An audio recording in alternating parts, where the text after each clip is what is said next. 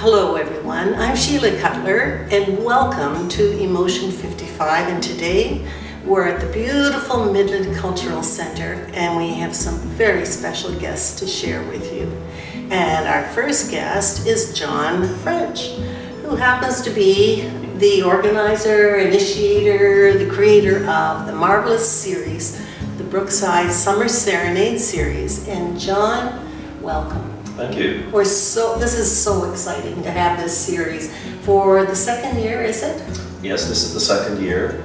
Last summer we had 6 concerts, and this summer we've expanded to 10. John, I have to say, as a resident and in the community of Midland and Penetang in the area, it is just such a unique opportunity to be able to access the quality of this music and the extraordinary talent at a price that I'd probably pay for parking in Toronto. It absolutely boggles my mind. And it's just such a wonderful opportunity. So you're bringing all of us a really wonderful gift. So the artists that have been here, and what do they feel about coming to Midland and sharing? Well, they love it. They all say they'd love to come back. The first concert was Symphony in Toronto, and I had a wonderful email from them afterwards expressing their delight for being part of the series. And they, as well as artists last year, commented specifically on the audience. And last summer we had one performer say he could feel the audience listening. And we got the same comments from other performers as well. It's a very attentive audience and a very appreciative audience to the performances. It's sort of a premise I've been wondering about. You've built it and we hope everybody will come. We hope they will come. We also need sponsorship and donation money.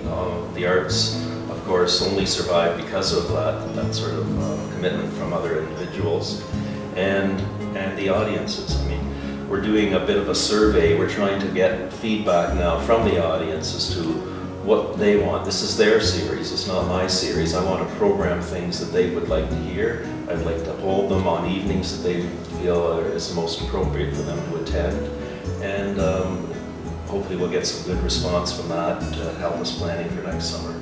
And you have, because of our amazing summer, but it's also extreme weather, and you've made a shift for a little while from where it was originally to be held and able to access our new cultural center. Yeah, so last year it was at St. Paul's, and I originated it because of the Midland Cultural Center, which was under construction. It had been announced but not built yet. And the center just opened this month, I guess about 4 weeks ago. We couldn't book the whole series in here until we knew, whether it was going to be completed on schedule, what the acoustics were like, and various aspects of the hall. But we've had one concert here already, and it wasn't a difficult decision to decide to move over into air-conditioned comfort for the balance of the season.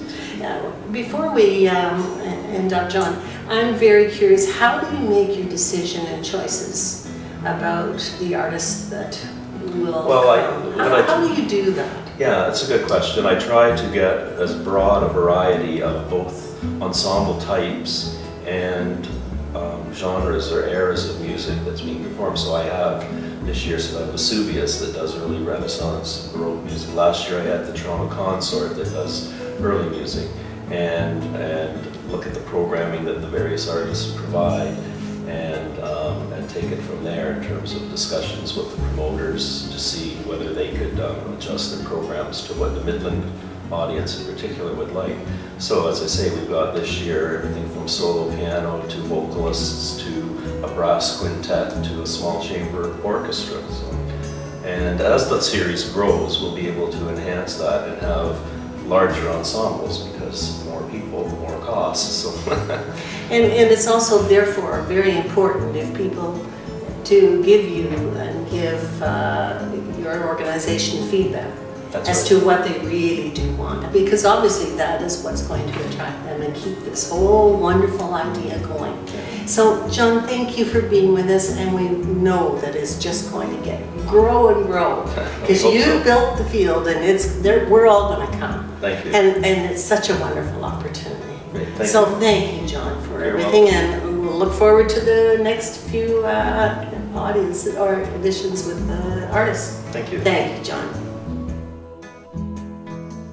Tell us a little bit about your background. What got you started? Were you started when you were really young on the piano? Yeah. I started very young, at like 4 or 5, in a small town in Gaspé.